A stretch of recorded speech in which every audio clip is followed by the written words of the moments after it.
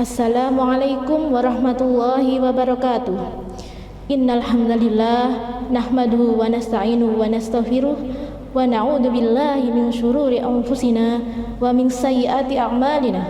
May yahdihillahu fala mudhillalah wa may yudlilhu fala hadiyalah. Amma ba'd. Ayyuhat tullab wat thalibat. Di sini bersama saya Ustazah Ani Aryani, tentunya masih dalam suasana Ramadan dan dalam kegiatan Baitul Arqam SMA Muhammadiyah 3 Tulangan Sidoarjo. Dalam materi kali ini kita akan membahas tentang ilmu tajwid. Sebagaimana kita ketahui, khairukum man ta'allamal Qur'an wa 'allamahu. Sebaik-baik dari kalian adalah orang yang belajar Al-Qur'an dan mengajarkannya. Dan di dalam Al-Quran juga dijelaskan warattilil Qur'ana tartila, dan bacalah Al-Quran dengan tartil.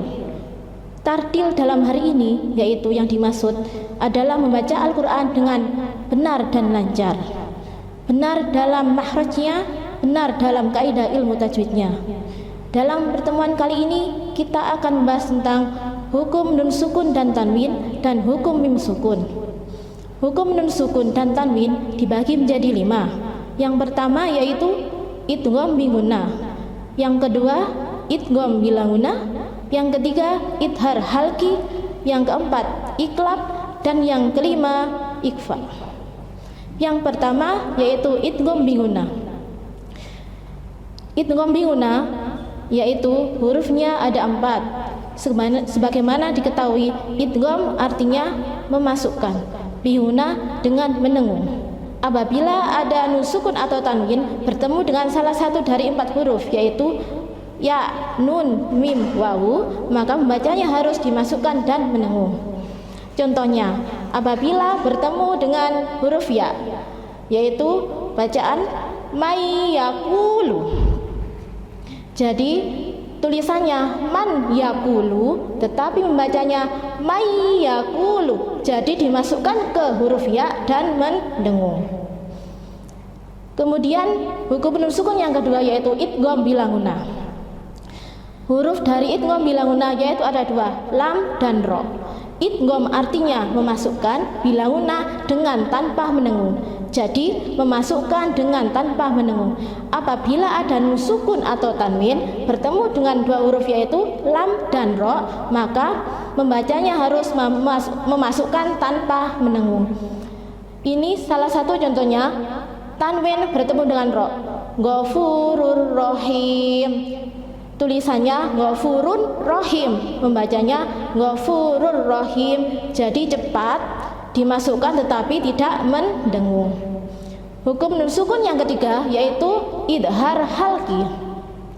Idhar artinya jelas, halqi keluar dari tenggorokan. Jadi huruf-huruf idhar halqi yaitu huruf-huruf yang keluar dari tenggorokan.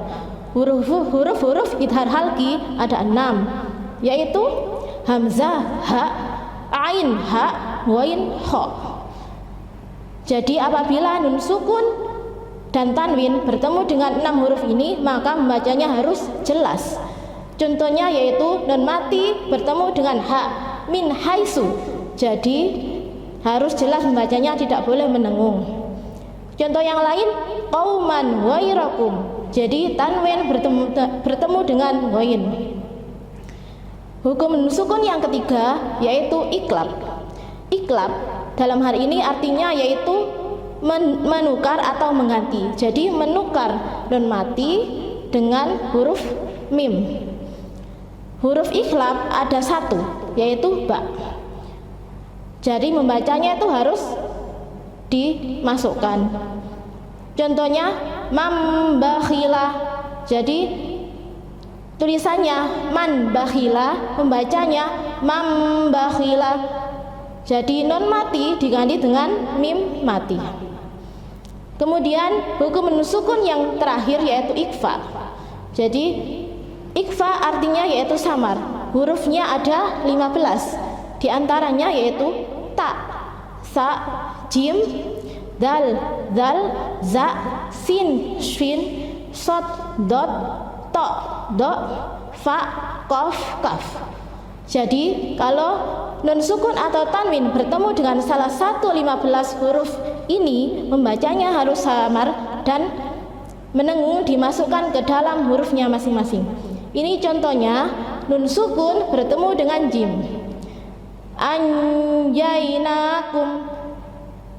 Jadi dimasukkan ke dalam makhraj jim dan sedikit menengung. Kemudian yang kedua, nun sukun bertemu dengan qaf. Jadi min qablikum. Nun sukun bertemu dengan qaf. Jadi dimasukkan ke dalam huruf qaf dan mendengung.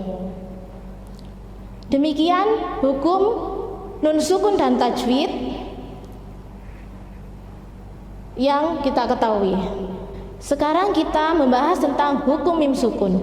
Hukum mim sukun yaitu dibagi menjadi 3. Yang pertama yaitu idgham mimmi atau idgham misli. Yang kedua ikhfa syafawi. Yang ketiga idhar syafawi. Idgham mimmi yaitu apabila ada mim sukun bertemu dengan mim, yaitu satu huruf saja, membacanya harus menengung. Contohnya kuntum muslimina. Jadi mim dan mim yaitu harus dimasukkan dan menengung. Kemudian yang kedua yaitu ikhfa syafawi. Huruf ikhfa syafawi yaitu ada satu, yaitu ba. Apabila ada mim sukun bertemu dengan satu huruf yaitu ba, maka namanya ikhfa syafawi. Membacanya juga harus menengung. Contohnya tarmihim bihijarah. Jadi mim mati bertemu ba. Kemudian hukum mim sukun yang terakhir yaitu idhar syafawi. Idhar syafawi ini adalah jika ada mim sukun bertemu dengan 26 huruf selain huruf mim dan ba. Jadi kalau idhar syafawi ini membacanya jelas, jadi tidak ada menengungnya. Salah satu contoh dari bacaan idhar syafawi yaitu mim sukun bertemu dengan ta. Contohnya amlam tundirhum. Jadi amlam. Jadi mim sukun bertemu dengan lam, membacanya harus jelas, tidak ada menengungnya. Demikian hukum nun sukun dan mim sukun yang bisa saya jelaskan. Wallahu a'lam bishawab. Nasrun minallah wa fathun qarib. Wassalamualaikum warahmatullahi wabarakatuh.